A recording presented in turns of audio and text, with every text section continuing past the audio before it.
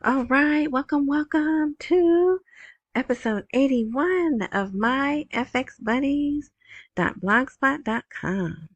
It's a Friday night. It is going to be noisy. You're going to hear cars driving by. I have my window open and I need it open because it's hot. All right, so I didn't think I was going to record or whatever post today, but they put out some interesting stuff, especially for a Friday because usually Fridays are slow. So we'll get into it, but first I have to do all this stuff I have to do, right?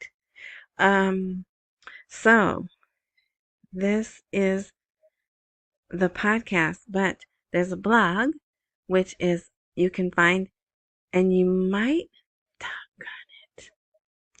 No, I think I have everything. I just thought of something I wanted to post.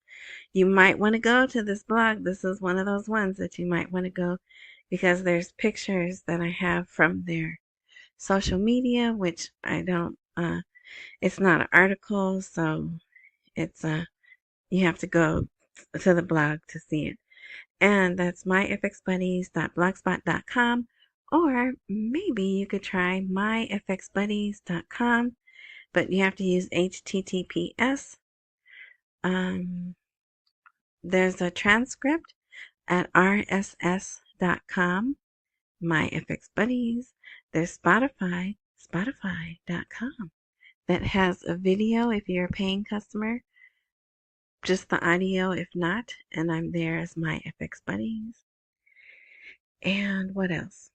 If you're listening to this on YouTube, you are just listening. It seems like it's a video, however, it's not.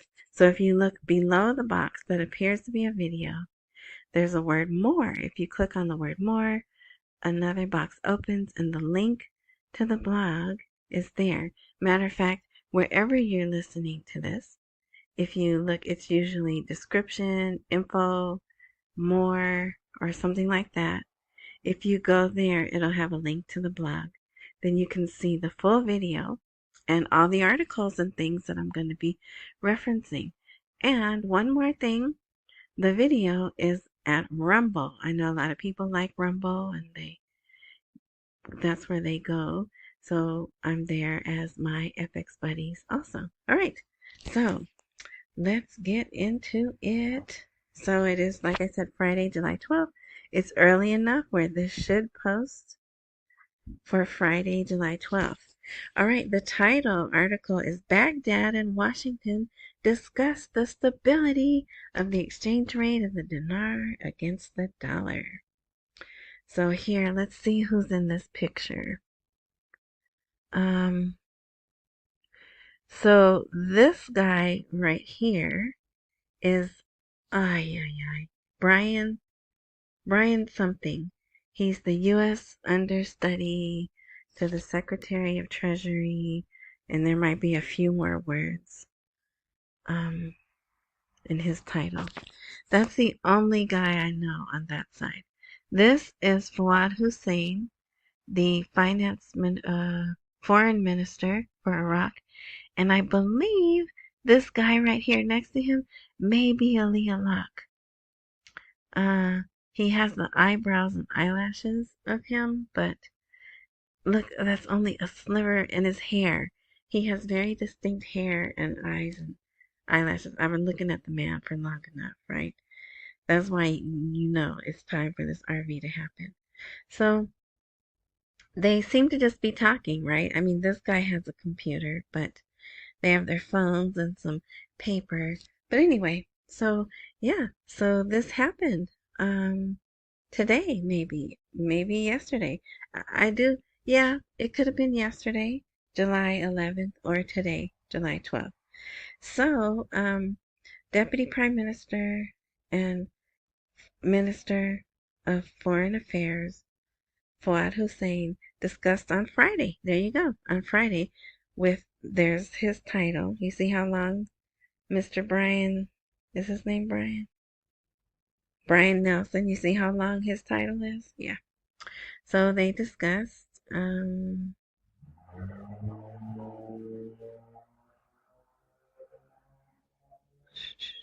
at the ministry's headquarters. So they were at Treasury in Washington. The issues that the two parties are working on in accordance with their previous reform agreements that were discussed. So you could read this, but I'm just going to point out, for time's sake, because there's other stuff I want to point out. Here again, they're talking about reconsidering the sanctions imposed on about 32 Iraqi banks. So there's our answer. Some of us were wondering, did they still have the sanctions on those banks? And they do. It says it right there. Plus, I think there's 6 other articles. That's what they do. They post articles, and one article will say, it'll have one sentence that another article doesn't. That will happen to be an important sentence. But they like to say exclusively, right? This news source, this exclusively. And that's what makes it exclusive to them, is that one sentence, right? Anyway, okay, so I want to tell you, so we're going to go on a little journey of Western Union. What happened this evening, Friday evening, okay? This came out, this short one here. Sources deny Western Union has stopped operating in Iraq. And usually, when that's the headline of an article, it's usually true. Right? An informed source denied that Western Union has stopped operating in Iraq. The source told the news there is no truth to the news that Western Union has stopped operating in Iraq. He pointed out that the company continues to work through its agents in Iraq to provide remittances to citizens, and that the central bank continues to strengthen its balances in dollars. But then, later, maybe an hour later, this was in their social media. Western Union stops transfers issued from Iraq 72 hours after stopping transfers in Chinese yuan. Okay, and see, that is something that could happen because of the language barrier. And not even that. Sometimes the Iraqis listen to the news, but they don't quite fully understand it. I'm not putting them down. Just like here in America, there's people that watch the news, but we walk away with more questions than answers, right? So, okay, this is out of order, but that's all right. So then,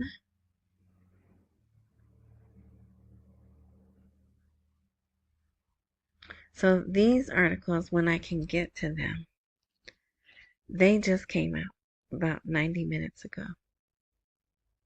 So you're getting breaking news.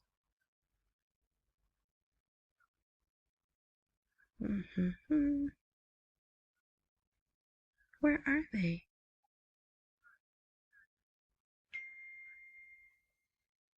Okay.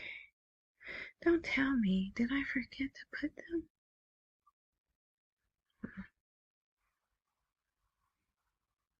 Oh boy. That's good right there. Let's see. I think.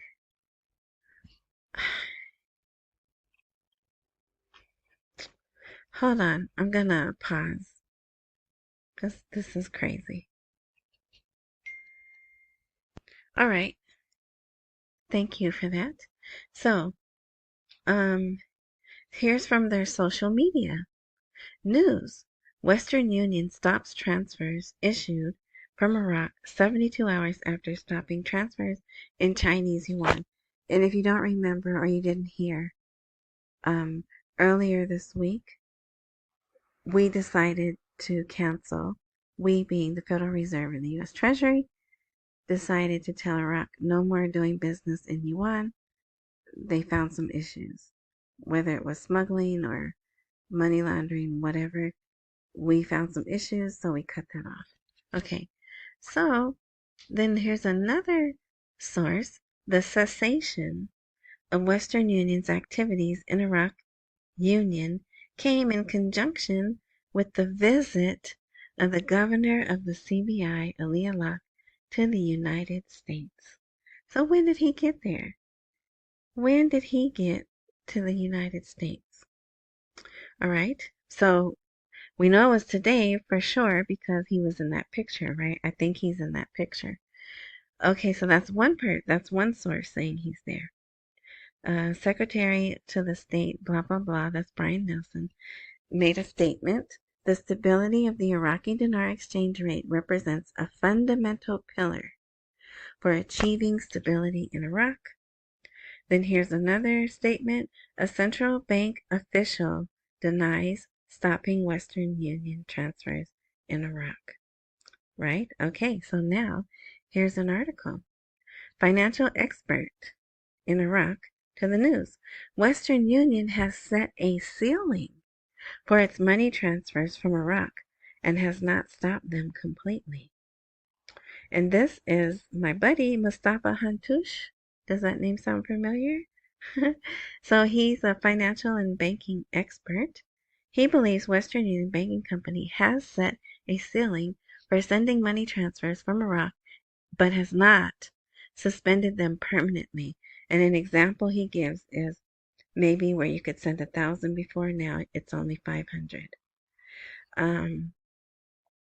So the financial markets in Iraq, oh sorry, that's not what I wanted to read. Local news agencies reported that the world's largest money transfer company, Western Union, has stopped its money transfers from Iraq without providing further details, at a time when the dollar is witnessing a continuous rise. Meanwhile, a prominent financial source who preferred to remain anonymous told Iraq News that the matter is related to setting a ceiling for money transfers issued by Western Union from Iraq, ruling out a final halt. So, there has been a change. We can't really get the details, right? Because there's so many different stories. Now, I do believe they stopped it in yuan because I know we did. So then here's another researcher, economic researcher, put out a tweet. The governor of the CBI was sent to New York to discuss the issue of the failure of yuan transfers to China, which the central bank relied heavily on to sell dollars and provide the dinar needed to feed the government's finances. So he put it out there. Ali Alak is in New York, but obviously, I don't know, New York, Washington, whatever. He's here in America, right? Okay. And then he added, the causes of the problem remaining unresolved and the strong parties hovering around the central bank and searching for the dollar without accountability, neutrality, or internal Iraqi restrictions. So that means they put restrictions on banks without us. They did it. Will make all the pledges that Ali Alak will present without any real value, as the same person has previously presented the same pledges throughout the past 10 years, and the same problem is still ongoing without a solution, according to him. So this guy, this Ziad, I presume it's a guy, he's complaining. He's pointing out we still have instability with the dinar dollar rate. It's been 10 years. Because remember, Ali Alak worked, he was the CBI, this is his second time being the CBI governor.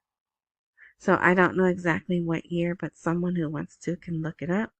But apparently it's within the last 10 years, right? So he's like, you're not going to solve it. It's the same problem, and I don't see any solutions. But luckily, he's not in the government. He's just an economic researcher. Okay, and so I already read this one to you.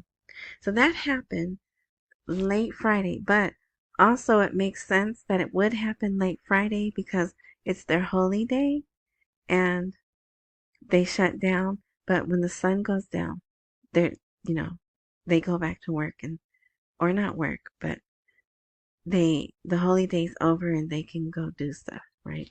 Go shop and whatever. So it makes sense that that would come out. But now these articles about the Fuad Hussein talking to the U.S. Treasury, yeah, those came out late today.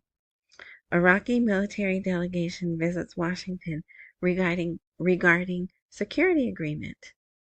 So Fuad Hussein revealed today, Friday, that an Iraqi military delegation will soon visit Washington to hold security talks. So that's what he went, the foreign minister went under the guise of going to attend NATO, right, which is military. But on the sidelines, which I think is where he spent most of his time, on the sidelines of the summit, we held intensive meetings with leaders of several countries. And we held a meeting with the U.S. Treasury Department to discuss issues related to monetary policy and banking signs.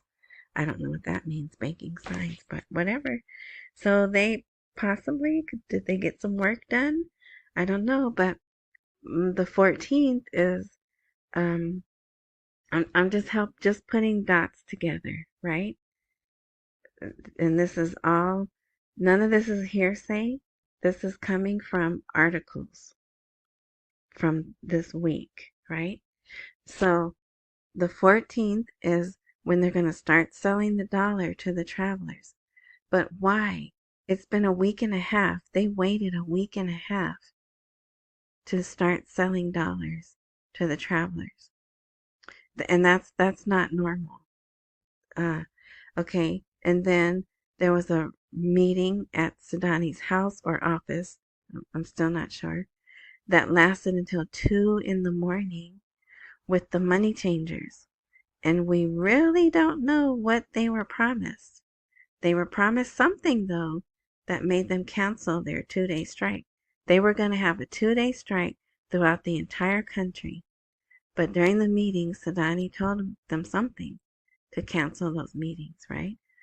Could it be a new rate, new currency? And then add to that, there were articles about printing new currency, and they're kind of vague. They don't say, forgive that car is playing music loud. Um, it doesn't point out new lower denominations or new money of the same denominations. You know me, I'm going to go with the same notes they have, but you never know. So there's kind of like a little, I won't say perfect storm, more like a tempest in a teacup, if you've ever heard that. It just, these points are coming together, right? All right. So here, foreign minister meeting with the U.S. Treasury. And then here, actually, the emphasis on this, for those who are not looking, U.S. Treasury positively assessed the central bank's efforts. So they just had a meeting not too long ago, right? April, they all met. And so they've made some changes, which we know they have. They've upgraded the finance, fi- the technical stuff, right? They're on the comprehensive banking system. They have the faster internet, the fiber, whatever internet. So that, Aliyah Lot could proudly come and look at all these things we've done since April, right? Okay. And let's see. So here's another one. Iraqi American talks on the exchange rate of dinar against the dollar.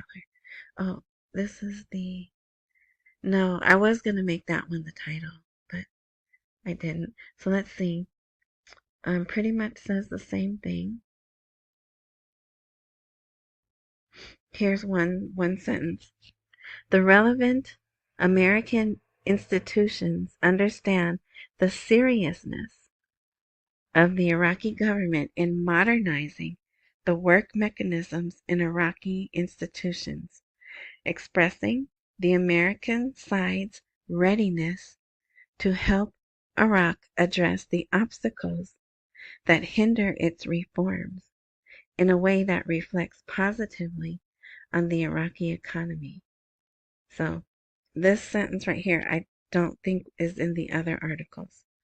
But it's saying the necessary American institutions recognize, hey, yeah, you've done some work.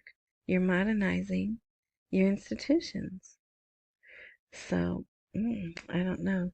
This one, I'm going to skip this one. This is a little longer, but, it's pretty much the same. All right, and here Baghdad calls on Washington to reconsider its sanctions on 32 Iraqi banks. So that tells me they still have sanctions on the banks. All right, here is an economist draws a map to reduce the gap between the official and parallel dollar rates. And I think this is, oh no, this guy, Mustafa Akram, I don't know who he is, but he's complaining about the difference. And he pointed out the identification of public agency companies that give dollars to retail traders and imports are done through them, and stability and credibility are the basis for work in dismantling the parallel market. This gives greater confidence to the international community and avoids accusations. So he's saying, get more. We need more retail traders to properly, right?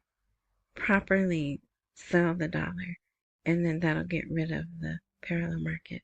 But the thing is, it appears they can't be trusted, right? I don't know. So this is good news. The Ministry of Trade confirms today, Friday, the imminent opening of 3 central markets.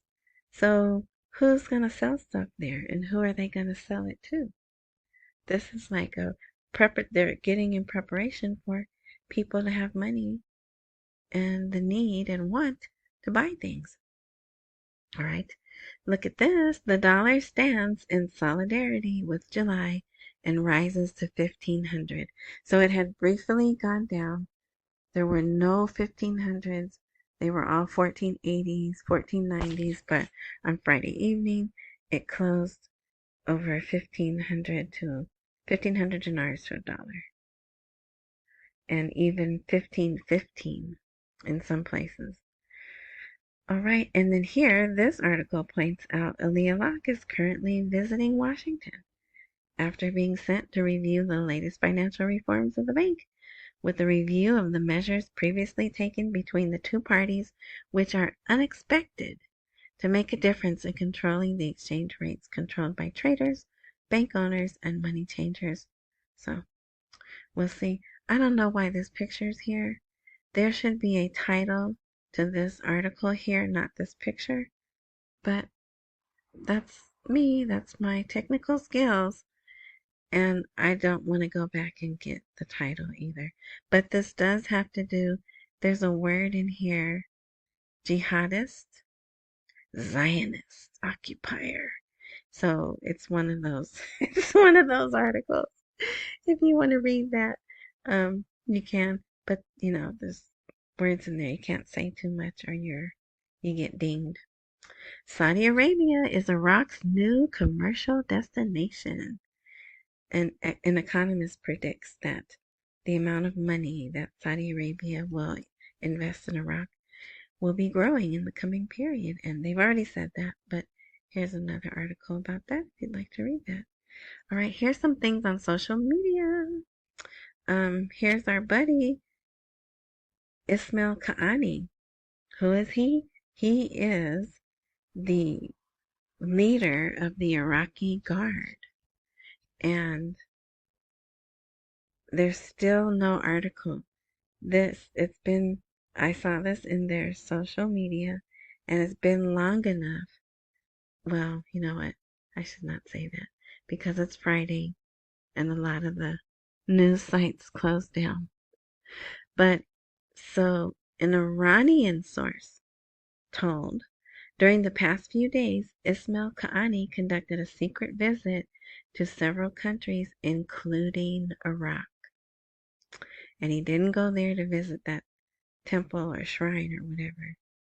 So Iran, whether we like it or not, Iran is heavily entwined, entangled, I'm not sure what the right word is, in the business and the governing of Iraq.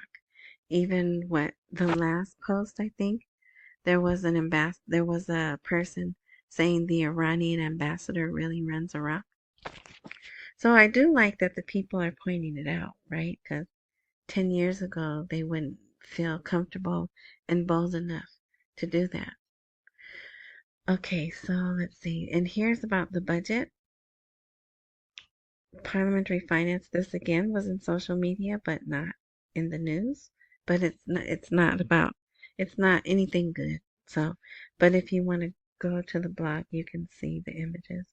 And what's this? The Central Bank of Iraq stops dealing in the Chinese yuan as a result of pressure from the U.S. Federal Bank. So we stop them. And look at this. Foreign Minister discusses with Washington the issue of frozen Iranian funds in Iraq. So the foreign minister is over there trying to get frozen Iranian money unfrozen. So just more proof about how closely the two countries are tied. Here, I'm going to skip this because there's something else I want to focus on, but International Chamber of Commerce, ICC, opens in Iraq. So there's another Chamber of Commerce opening in Iraq. And what I really want to show you is this, Doing Business in Iraq 2024. So maybe this is an annual thing that they put out because it says 2024, and maybe I just forgot, but this is PricewaterhouseCoopers put this out. They put this out. PricewaterhouseCoopers has published Doing Business in Iraq 2024, a tax and legal guide. And guess what? It's only 14 pages, and it's all in English. And it's really not boring. I promise you, you should read it. And even though it says 14 pages, look, here's half the page is this image. Here's another one. They have some sites, some of the ornate details of the beauty of the mosques. Actually, I think this is one big one. Look at all that gold. So, and then here's another one. So it says 14 pages, but because the images that are on the pages take up like half the page, it's really only like 7 pages. So I know some of you are going to enjoy reading that. All right. So if you go to the blog, here's the link right here. You could click and it's free. You don't have to put your email in. You don't have to join nothing. You don't have to pay nothing. It's there for free. And click here to download the full report, and then it'll download. Oh look, that's a double. I should take that out. And yeah, so I'm done. That's it. So again, another unexpected posting. I really, usually Fridays are quiet, and but this was, I have to admit, I was really surprised about the Western Union thing. Not so surprised about Aliyah Lot, coming over here rather, but I'm really surprised about Western Union. Yeah, so we'll see. Maybe something is going to happen on the 14th. All right. So I don't think I'm going to post over the weekend. If I do, it'll be Saturday, unless tomorrow, Saturdays are usually quiet. But if there's something worth posting, I'll do a post. So again, I want to thank the subscribers. If there is a join, follow, subscribe type of option wherever you are enjoying this content, click that button. So when I do update, if all things work like they're supposed to, you'll be updated. And as always, Accumulate while we wait for the rate to appreciate. Don't miss any meals and pay all your bills. Enjoy your weekend. Try to have some fun. If it's hot where you are, stay hydrated. Um, but yeah, that's it. Until next time. Oh, enjoy. No, what do I say? What's the other thing that I say? Whether you're listening in the morning, night, noon, evening, enjoy the rest of your day, right? Whatever. Something like that. And now I will say until next time.